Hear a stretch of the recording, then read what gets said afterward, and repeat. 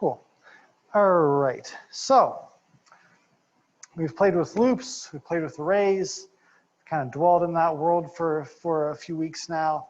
We have a midterm out that kind of plays with that a lot. Hope that's going well. If you need anything, just let me know. Next, we'll have some time for questions if you have them. We're at the end of class. But what we're going to be looking at today is using our coding to solve problems. Not to say that we haven't been doing it, but this is in a very particular way. So when we talk about numerical methods, we're talking about for right now, a couple of very specific things that you might have heard of before. One that we're going to spend the most time with is fixed point iteration. You might also heard of Newton-Raphson iteration or Newton's method from calc. Sometimes say that in calc class. The idea here is that we can use our programming skills to solve math problems. Meaning, I don't have I can set up a math problem in code so that I don't have to solve for x first. I can make the code do it without and do it all in Python without using fancy libraries or whatever. It's super awesome. This stuff like blew my mind. So what does this look like? So we're going to be talking about fixed point iteration. And first, we're going to stay there for most of the day. So what fixed point iteration does is that it says, okay, you have some function like y equals x squared. That's this blue line. So that's some function. Say that I want to find. Say that I know a desired output of that, like 1. And I want to know what is the x value I have to put in order to get the function to equal 1. If you wanted to think of a less pedantic example, you could go back to our thrust and drag modeling thing that we did like about a month ago, I think. Dang, we've been here for a while. Where we can say, I have an engine that can put out this much thrust. How fast does that mean that I can go? Where velocity is kind of your x and thrust is kind of your y thing. So this is just a more pedantic example here. I want to know what x value here I need in order to get an output of 1 from this blue function. What fixed point iteration does is that it says, okay, what I'm going to do is kind of mirror everything around this line y equals x. I'm going to try to get my equation so that it is a function of itself, so that I can solve for x in terms of x. I don't know what x is, but I can make the equation kind of solve for itself. And each time that I solve for x, I'll get closer and closer and closer and closer to what the actual answer is, which is kind of weird, right?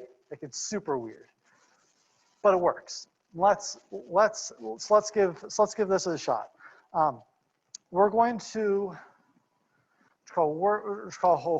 look at this guy. Well, I think it's y equals, what's my example? Y equals square root of 2 minus x. So I pull up Excel. Here we go. Have to excel at something, right? Okay. So let's say that we are trying to solve the equation that we want to solve is this. Y equals square root of 2 minus x. Oops, there we go. And we want to solve that for, I'll make that bigger in a second. Say y equals 1.2. Just throwing out add a number there. We want to do that. We don't, this is a relatively simple one to do the math for, but we're not going to do the math. We're just going to try to solve it for that, all right? Cool. All right.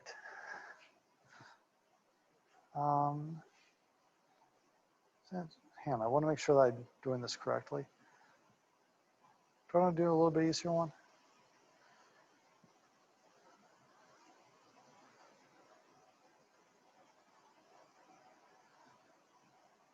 Hang on, am I being dumb about this? Did I forget how to do math? No, I didn't. Oh, okay, that was where I went off. Sorry. X squared plus x minus 2. Sorry, that's not the one that I want to do. I want to do this. I want to do this one.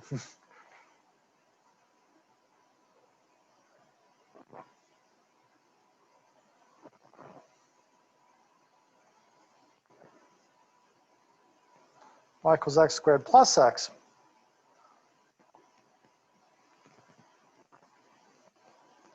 minus 2. That's what I'm looking for. I want to find where y equals 0. There we go. Sorry about that. This is a little bit easier example to work with. So, get to use this for the first time. So if I was doing this regularly, I just throw this into the quadratic formula, right? Plug through it and I'd be done. So let's just do that so we know what the answer should be. See if I can be cool about this too. So I'd be like what? X equals negative b plus or minus square root of b squared minus 4ac over 2a. Cool. All right, so that means what? X equals negative 1 plus or minus square root of 1 minus 8 plus 8 over 2. So negative 1 plus or minus 3 over 2. That's it, right? So that gives us what? X equals 1 or negative 2? Is that right? Cool. All right. So let's just kind of keep that in the back of our head. Eraser. Well, apparently that didn't work.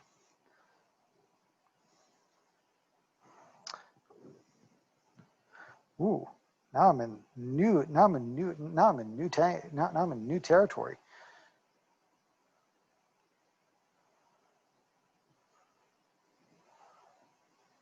Ooh, that was cool.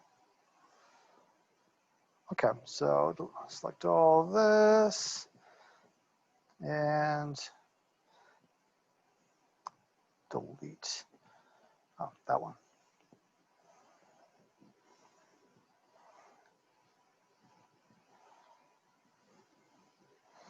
Okay, so x equals 1 or negative 2. That's the answer that we are looking for. Great. And our equation was y equals x squared plus x minus 2. Okay. So how I'd solve this with fixed point iteration is that I need to solve for x in terms of x.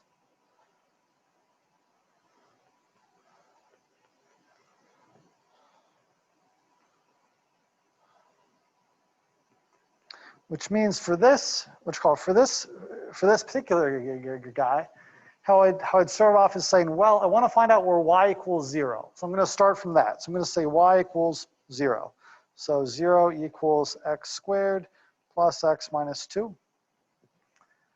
And then I'm going to just pick one of the x's and solve for it. In this case, I'm going to pick the x squared because I know that if I have a square root, my answer will probably be my answer actually gets a little bit better. So I'm going to solve this equation out such that I'm just going to pick one of these guys. I'm going to pick this one. If x squared equals 2 minus x, so x equals square root of 2 minus x.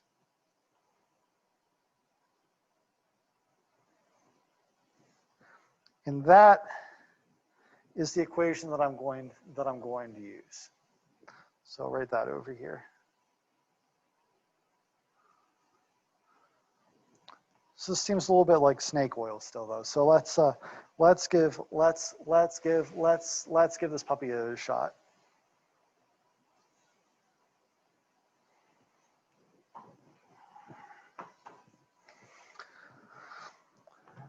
It's also the first time I've actually been able to use the stylus for this thing, so that was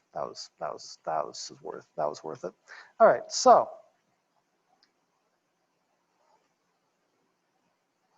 zoom in a little bit. So we're going to be using these equations. They're just going to be off to the side for right now. So I'm going to have a column with x in it. I'm going to have a column with. We're going to define my equation, and then I'm going to say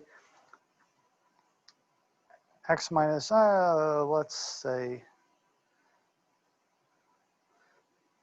the real answer minus square root of 2 minus x. So I'm going to compare what the x value should be with what it is, computed by this equation. Sound good? Now, is there any limits to what x I can stick into here? And into this square root of 2 minus x? Is there any limits to what x values that I can stick in there?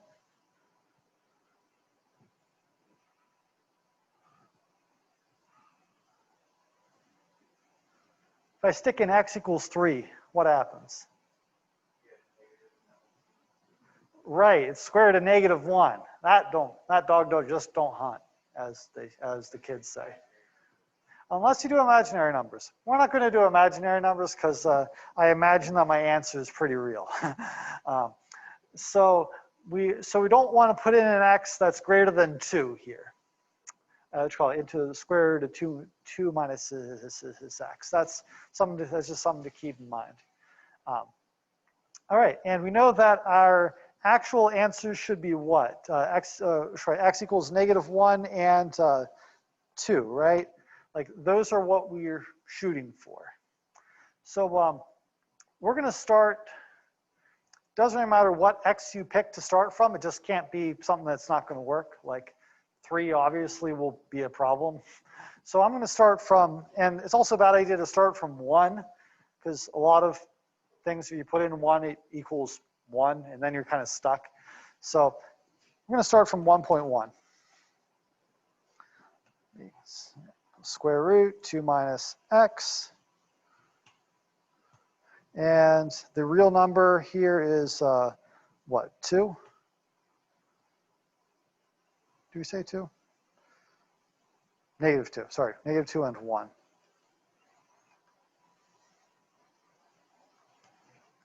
So 1 minus whatever this is. All right? And we're going to take an absolute value of that difference there. Because we don't care whether it's above or below. We just want to know how far away we are from the real answer. Cool beans? We all on board with that? No questions? All right. So our first one, I mean, obviously we're not there yet, right? It says that if I've solved x squared plus x minus 2 in terms of x, that's when y equals 0. I plug in a value for x and I don't get something out that really works, right? Like this still is not the right answer. 0.498 is not the right answer, and it's not what I put in. X does not equal square root of 2 minus x, what the heck? Here's the beauty of fixed point iteration though. So I start from some value, I come up with another value, I take whatever value that I came up with, and I stick it back into that same equation. Oops, 2 minus that guy. And I'm getting closer. The difference between where I am and the actual answer just went down. So I'm just going to take that, I'm going to copy it a whole bunch of times. I'm getting closer and closer and closer. And if I keep on doing this, it's almost exactly 1, down to 12 decimal places. If I kept on doing it, I get down to machine 0, or or if a computer can only store 15 decimal places, I'd have the answer 1 exact to 15 decimal places. And 1, that is one of the zeros of that function, right? So I literally just stuck in a value for x to start this thing off, just plugged back in answers a whole bunch of times, and it spat out the actual answer to the problem. Pretty freaking cool, right? welcome to numerical methods. And I have some flexibility here. Like I can put in 0.7, and eventually it gets to the same thing. The trick is there are 2 answers to this, right? So if I go something like that, negative 1.2, well, actually, right, this is a square root. It's only going to give me the positive of root. If I put in, this is only going to give me a positive number out of the square root. If I put a negative in front of this, it would actually converge to the negative answer. And there you go. I'm down at the other one.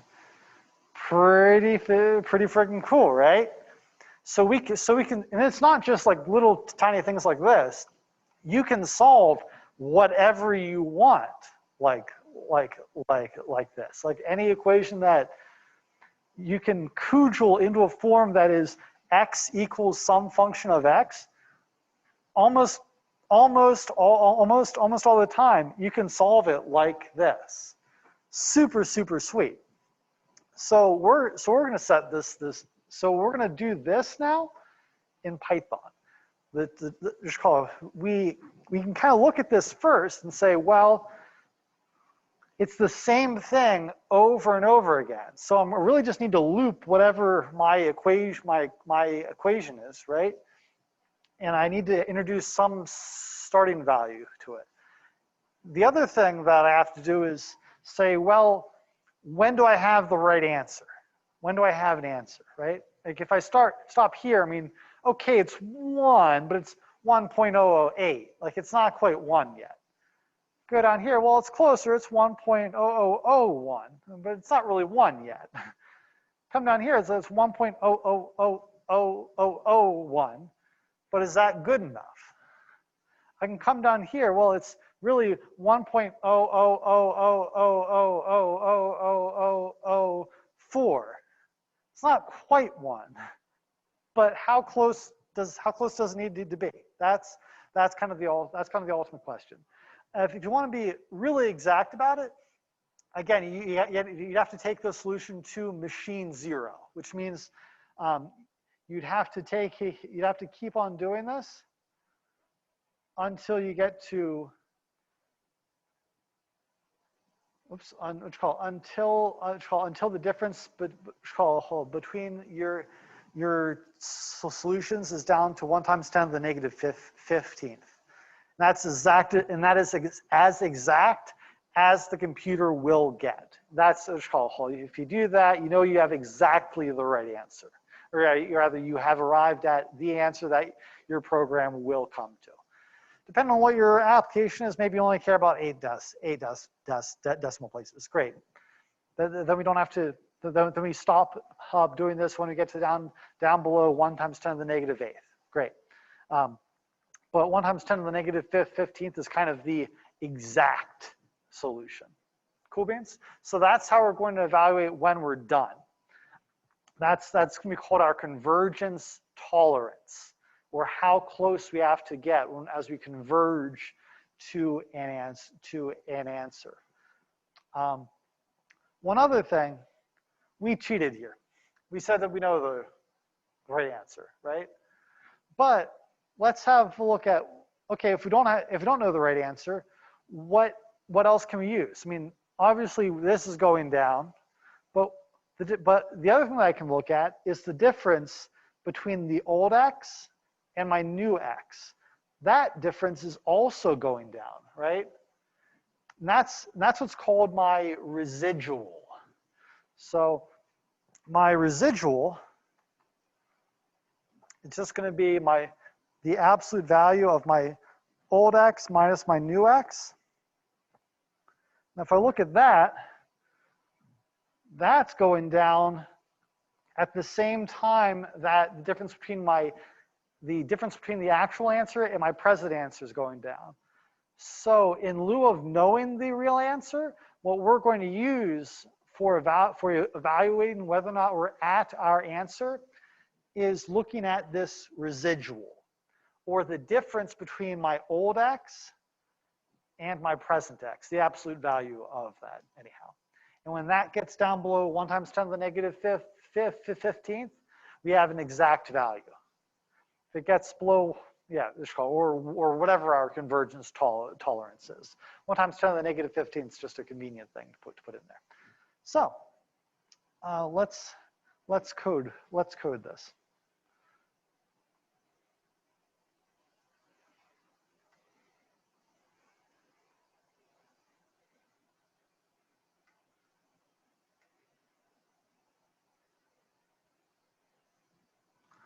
Okay. \SFU, my drive, SFU, fall, lec, 7, great. All right.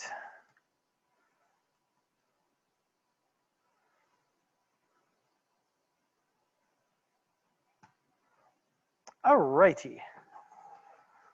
So here we are. So be a fixed point calculator for y equals x squared plus x minus 2. I'm going to try to determine the roots of this equation. I just figure I'm going to use numpy somewhere, so I'll just keep it around. Cool. All right. So let's do this. I know that I need to have some starting value. We used 1.1 or 0.7, doesn't really matter. Start from there just for kicks and giggles. And then I have to set some sort of convergence tolerance.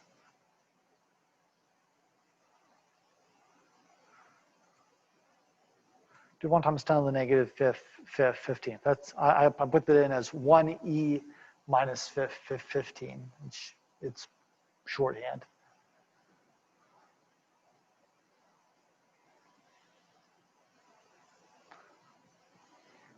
Okay, and then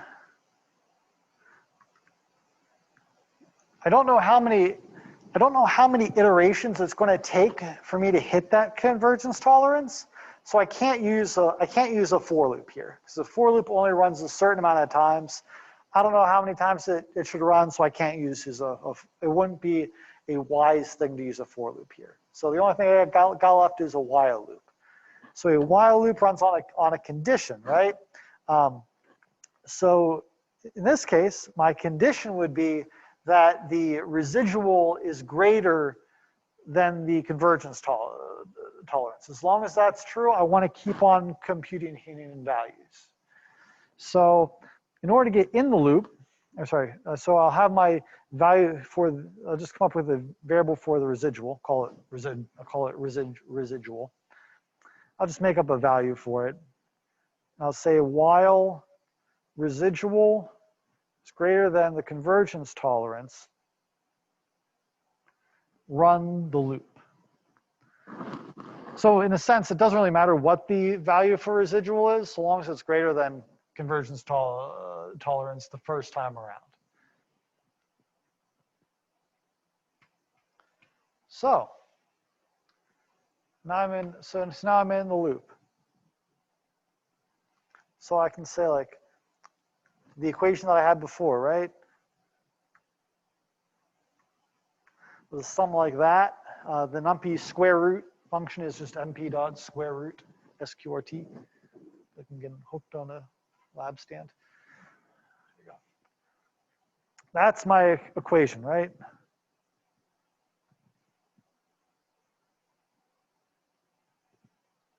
Zero equals x squared plus x minus 2.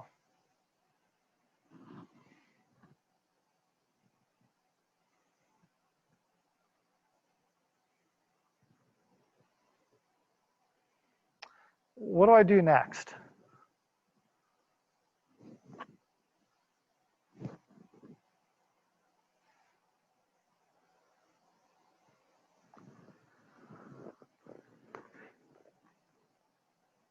What did I do in the Excel file? I computed what the new x was. Then I also computed something else, right?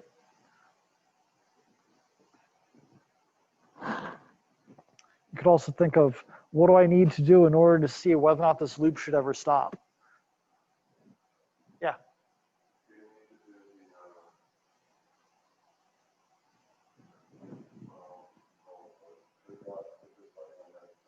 Okay, you're fine.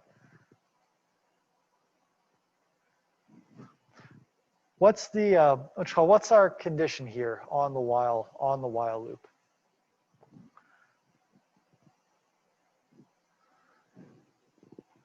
Oh, we have it written in as do the while loop while residual is greater than the convergence tolerance. So what's, I mean, I just give residual a value 1 to start off with, but what, conceptually speaking, what is a residual? What do we say it was?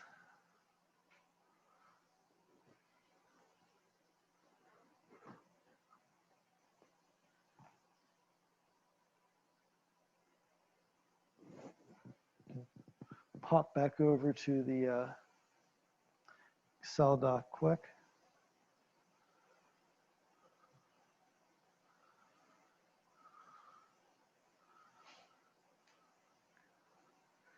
There we go.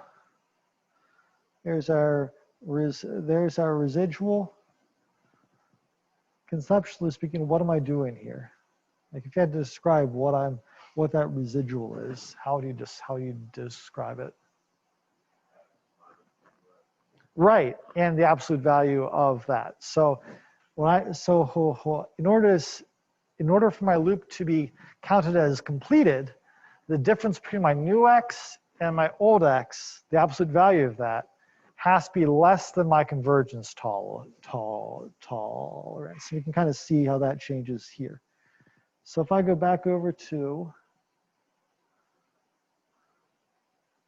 this guy, so there's residual minus convergence tolerance. What do I need to do here in order to calculate new value of residual?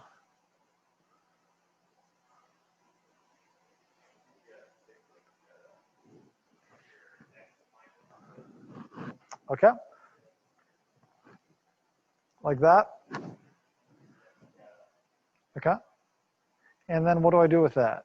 Because right now it's just sitting there, right? It's not actually being saved as anything. There you go. I have to save it as something, and absolute value is just ABS. And then at the end, I'm just going to have it. So it's going to spin in this while loop now. It's going it's called residual starts out greater than converged tolerance. That's great. So to get into this loop, this condition will be true. You compute a new value of x, compute a residual, come back up here, check it, come back down here. What happens to the value of x? Does that ever change? No. So that's like a bad thing, right? So what should I do about that?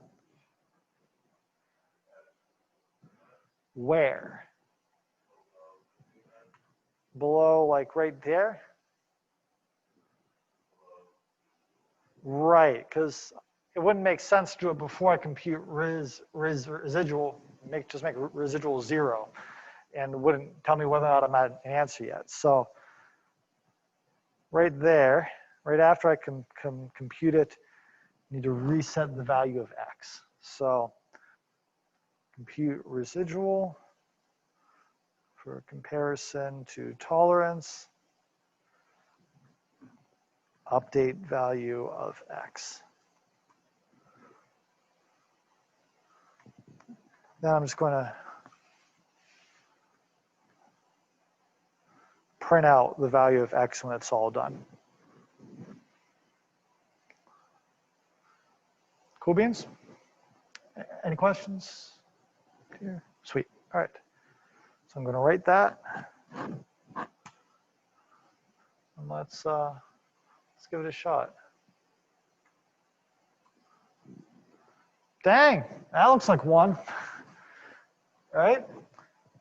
And then if I go back, you said if I change this starting value of x, it shouldn't really matter too much. Back there again, remember that last decimal point, the computer doesn't actually know. So for all intents and purposes, this is exactly 1. Change this to 0.1 even. Cool. So there's our fixed point iteration solver. Can put whatever equation almost we want into this puppy, it'll solve it. Super, super, super, super sweet. For kicks and giggles, we can go back into this. Instead of just printing out the last answer, can print out the values of x as we go, along with the value of the residual.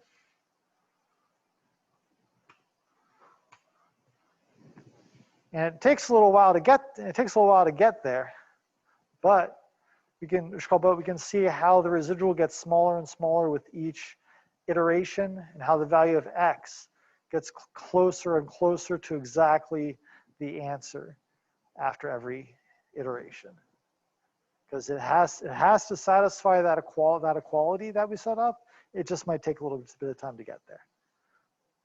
So, cool. So that's approximation and using a computer in a nutshell. Now for the fun part. So one thing that is well, how do I say this?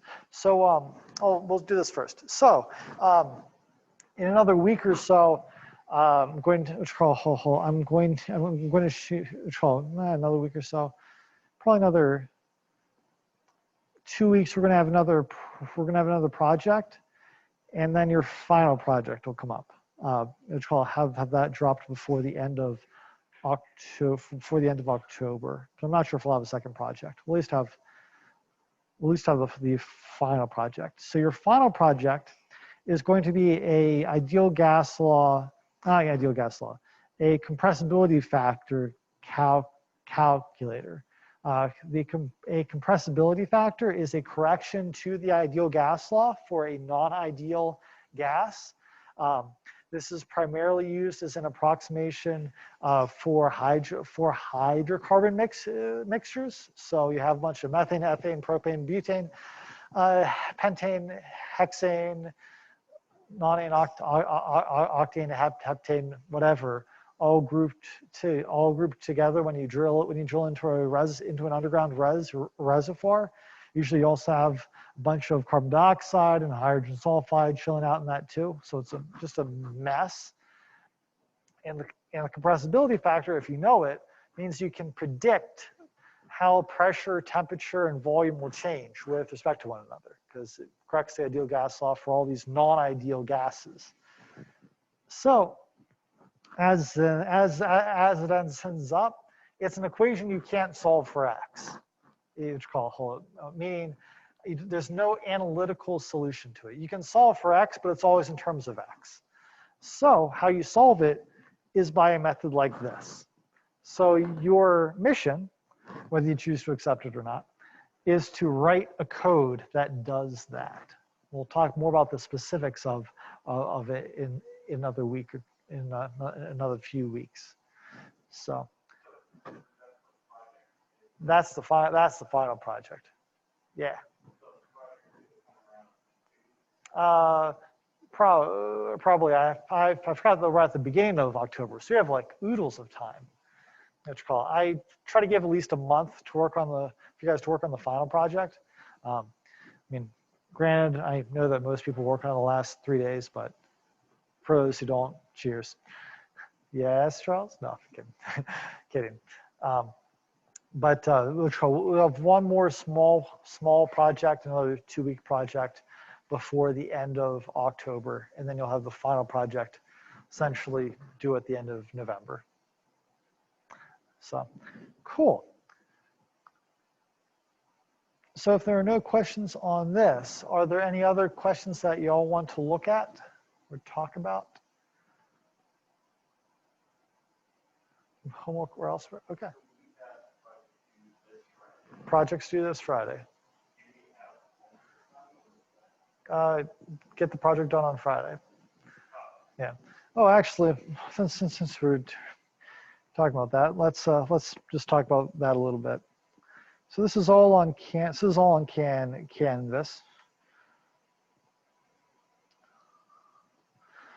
So if you look on Canvas, there's conveniently a project submission thing here. It's also described in the document itself. This is just an example of it. So, so for a project, this is actually from the compressibility factor calculator project. Yours won't be this involved for the linear regression thing, but this is an example of how I expect things for a project. It's a little bit more in depth because your code's a little bit more in depth. Like for the linear regression tool, I specifically said you can't use any of Python's built-in linear regression stuff. You have to build your own thing. So that means you have a bunch of equations that you have to throw at it. So I expect you to write something like this that says what each equation is, what the different variables are, what your code does, what it's supposed to do. Give a brief outline of the structure. Just something like this is fine. And then shows it kind of in use. This is a Excel-based one. You just have to show user input goes in here. This is the form that it takes. Spits out the answer here. It's pretty straightforward. And you should definitely show an example or two of it running. Meaning show a data set, show the results for that, and show the results for that data set in terms of slope, y-intercept, r-squared value, and t-test results. I anticipate that you'll test it with more than just the example in the PowerPoint, because if you don't, one, it's a bad choice. Like whenever you test something, you should always use more than one test case, unless it's really comprehensive. Like what if your code can't handle more than 5 data points? Like that's not very useful code, right? It should be handled any number of data points. You should test more than 5. So when you write this, I anticipate seeing at a minimum an example of the test that I saw, but it should include some more in-depth tests, just one with more data in it. And regardless of whether or not you show it here, you should definitely do a test with more data in it than just the one in the PowerPoint. Okay, any questions? Sweet. All right, as said, this is available on Canvas, and kind of a brief summary of each section can also be found in this and in the bottom of the assignment document. Have kind of an outline here. The idea is that you'll have to explain your code to someone, so you're going to start here. Cool. If there are no questions, the rest of the hour is for you to work on your project. So enjoy.